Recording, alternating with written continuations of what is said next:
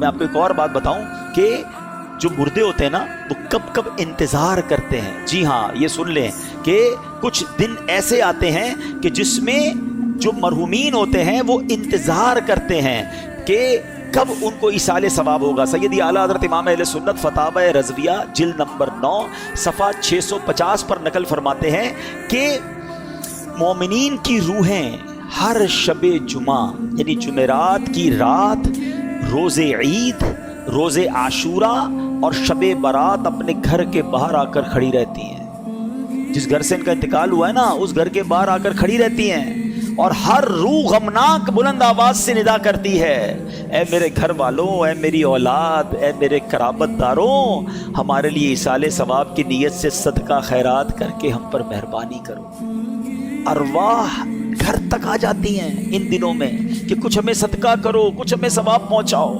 कैसी औलाद है जो अपने माँ बाप को दुआओं में भूल जाती है, कैसी औलाद है जो नेकियां। अव्वल प्रॉब्लम क्या, अब ये सारी बातों का पता है हल क्या निकलेगा कि औलाद तैयार कैसी की हमने। जो औलाद नमाजी ही नहीं है वो क्या इसाले सवाब करेगी।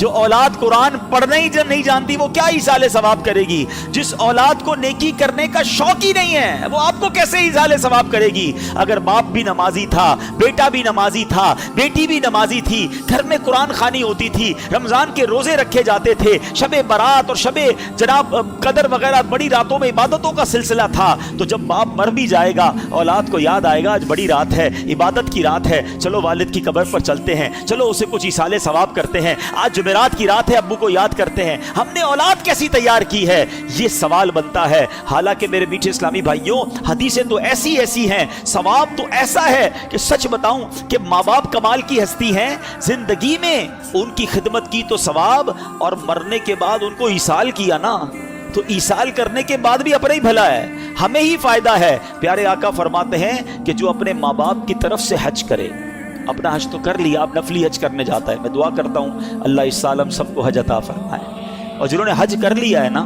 फर्ज अदा कर लिया है, अब माँ बाप के नाम का हज करना। क्यों? मेरे आका क्या फरमाते हैं, जो अपने माँ बाप के नाम का हज करे, माँ बाप की तरफ से तो हज अदा हो जाएगा, हज करने वाले को मजीद 10 हज का सवाब मिलेगा।